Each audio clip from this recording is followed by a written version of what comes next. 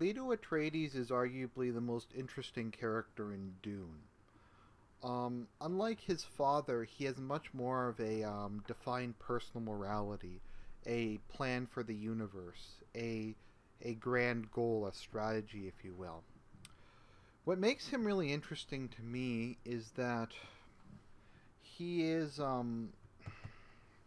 he's he is largely kind of the achievement of a lot of kind of archetypes. What do I mean by that? A lot of people will say that they want things, that they want peace, that they want prosperity, that they want a simpler life, etc.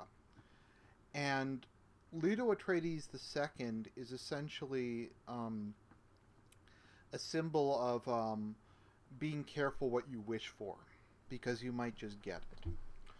Now, for those of you who haven't read it in a while, Leto Atreides is the son of Paul Atreides and the second emperor in the Atreides dynasty.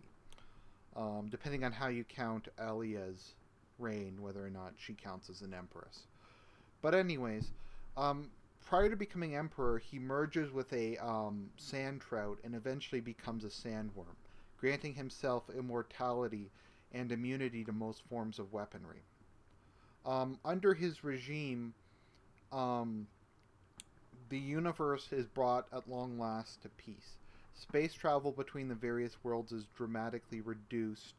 The forms of technology that existed have been um, very much restricted. There's not much space travel.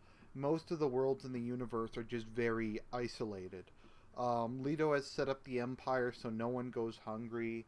Everyone shares in the prosperity, and things are just extremely peaceful.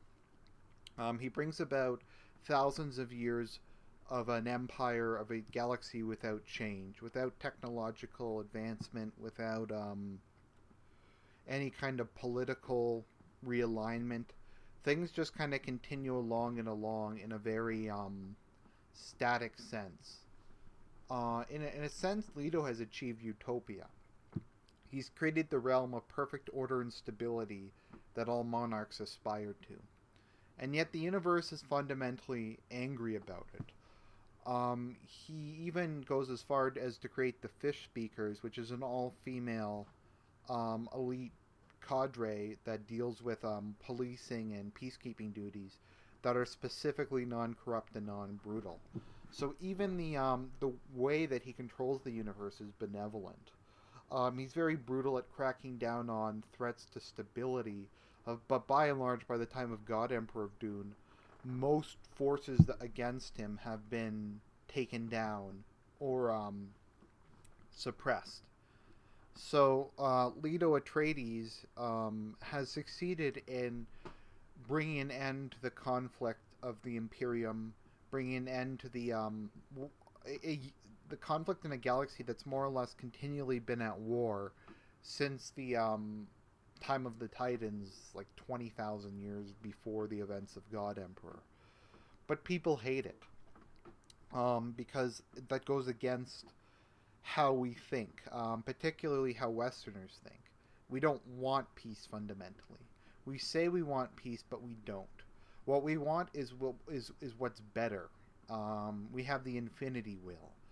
We have a will towards the infinite, a will to explore, to change, to grow, to evolve, to discover new things, to acquire more wealth, to have a constantly changing and evolving and growing life. We don't want a society in which everything is taken care for us, where there's no change. A society where it's basically this utopian static government that has solved all our problems, because that's the way we are as Western man. There will always be more problems to solve. Our needs are limitless, and that's what propels us to create so much, to go to the stars, etc. And to some extent, I think that's ultimately, I mean, he states that that's what Leto wanted. Um, he wanted to repress the infinity will, to repress people's desire for growth and change for a long enough time. That's what the Golden Path was. The Golden Path was the idea that they would repress people, they would create a generation, hundreds of generations of peace, and create a society in which any memory of war had ceased to exist, and all the horrors that came with it had gone. After the reign of Paul Atreides, in which he instituted a jihad which killed billions and billions of people, people were perfectly happy to have a peaceful emperor.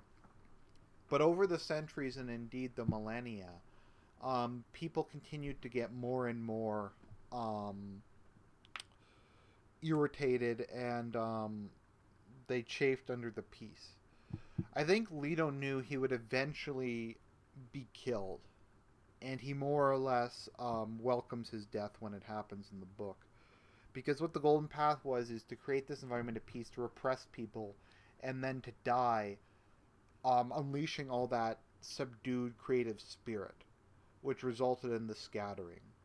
The scattering was when, in the aftermath of Leto's death, the Empire fell apart. All forms of centralized authority collapsed, and in their place, all the worlds became independent. At the same time, though, the restrictions on space travel had gone. So we had a lot of worlds that were extremely overpopulated because Leto's empire had shifted grain and food between them. So with the end of the restriction of space travel and the breaking down of this food transfer system, they had the famine times. And in response to the famine times, the great mass of humanity launched themselves into the depths of space in search of new planets. And so humanity was scattered not just within the 10,000 worlds of the Imperium, but all throughout the galaxy. And the idea was the Golden Path would spread humanity so far out that it would never be in danger of being under the control of another Leto, of another Paul Atreides. That there would always be free humans, and that humanity would be so prolific that there would never be another opportunity where they could all be killed. That's what the Golden Path was, and that's what the scattering was. So ultimately, I think Leto was, to a large extent, a moral man. He did bring peace to the galaxy, and he did willingly embrace his death in the end. He didn't do any of the things he did out of personal gain. He did it because he thought it was the best way to ensure a future for humanity. To ensure a future where humanity was free and could not all be gathered together and controlled once again. Whether or not you think that's a good thing or a bad thing is an open-ended question. But I think Leto did it for altruistic reasons. I think he thought he was doing right by the universe, etc. And to that end, he sacrificed his humanity, his body, his ability to love others. He basically sacrificed everything, and eventually his life, for the purpose of achieving godhood, only to cast it away. It should be noted that his father was unwilling to walk the Golden Path because of how lonely it was. So the question is, was Leto more compassionate? Was he more moral? Was he stronger? Or perhaps he was just less human? Perhaps the mingling of Fremen and Atreides' DNA created something that was truly monstrous. Who can say, though? Leto Atreides is probably the most influential character in the Duneverse, having lived longer than anyone with the exception of some navigators in the Oracle of Time herself. Leto Atreides is a fascinating character, and I don't really have too much else to say about him. I think that sums up who he is and what he stood for pretty well. This is Argent Templars.